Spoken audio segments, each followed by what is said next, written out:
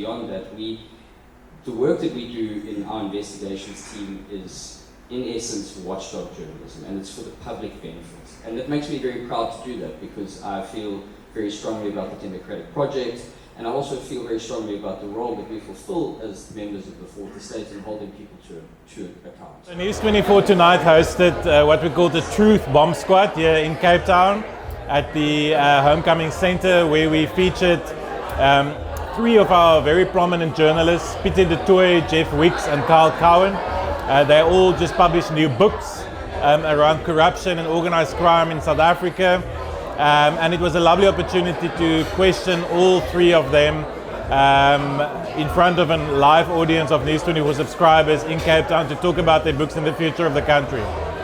So much of our investigations into organized crime, for example the Babita Deokaran case, the ramifications of that investigation, a lot of it is coming out at the Madlanga Commission today. So it was important for us to also showcase our journalism and our journalists in front of a live audience so that people can see who these journalists behind the bylines are, who these people are that literally risk their safety to investigate these very troubled allegations of organized crime and state capture.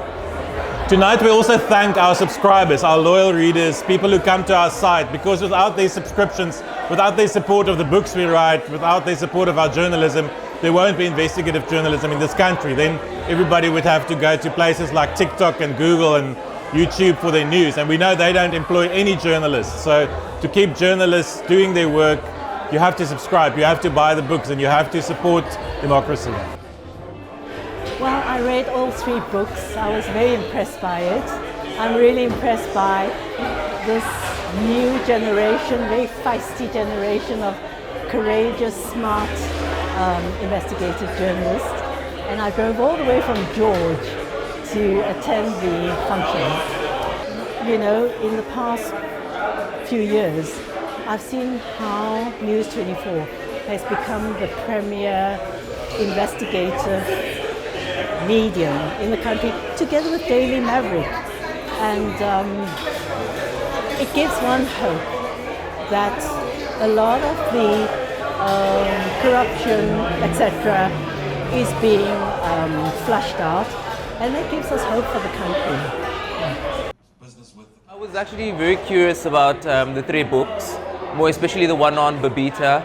I think because it's part of the discourse currently, I felt like it was in the public interest to, have this discussion, and I wanted to be a part of that. I think for me it was a very balanced discussion because it had a lot of questions, but didn't necessarily attempt to answer those questions. So that for me was very interesting because it gave us more to think about, and it also showed me that in coming to the truth, I think that process is more laden with questions than answers.